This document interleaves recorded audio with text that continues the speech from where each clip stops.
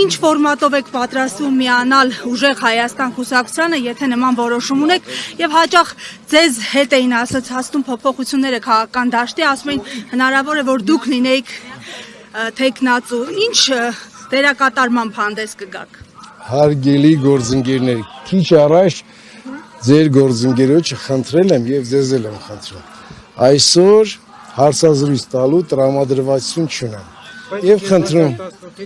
չեք հանդիպում ամուլի ներկայացուցիչներ, ձեզ բազմաթիվ հարցեր կան ուղղված, ինչ եք խոսել օրինակ Նիկոլ Փաշինյանի հետ, երբ գնացել եք կալանավայր նրան տեսակցելու, ձեզ մեղադրում են, որ դուք չեք համաձայնվել դառնալ 2018-ին վարչապետի տեխնացու, ինչի արդյունքում տեղի է ունեցել այս իշխանափոխությունը, բազմաթիվ մի խոսքով հարցեր կան, կարծում տեղյակ եք։ Թույլ կտաք ավարտեմ իմ խոսքը։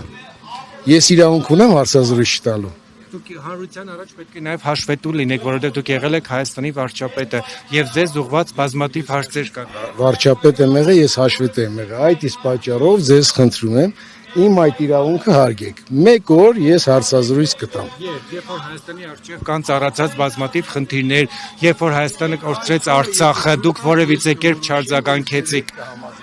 Դուք ինչ որ վախեր ունեք, որով կարող եք չխոսել։ Կաշկանդված եք նկատի ունենք ինչ որ բաներով։ Ինչից պետք է կաշկանդված։ Գիտեմ, ինչ հանգամանքներից ելնելով էլի ես լրացուցիչ։ Այսինքն ես ավելնորդ եմ խոսում այսքան ժամանակ։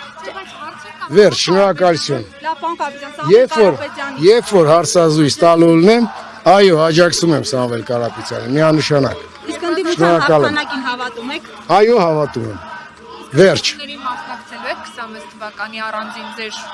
Ոչ։ Գուցե այս անգամ ձեզ Ես հաջողվի։ ավելնորդ եմ խոսում այսքան ժամանակ։ Լավ ստացվում է զրույցը, պարոն Կարապետյան։ Չէ, լավ չի ստացվում։ Գուցե ձեզ համար, ինձ համար չէ։ Շփումներ ունեք։ Այդ հարցին կպատասխանեք։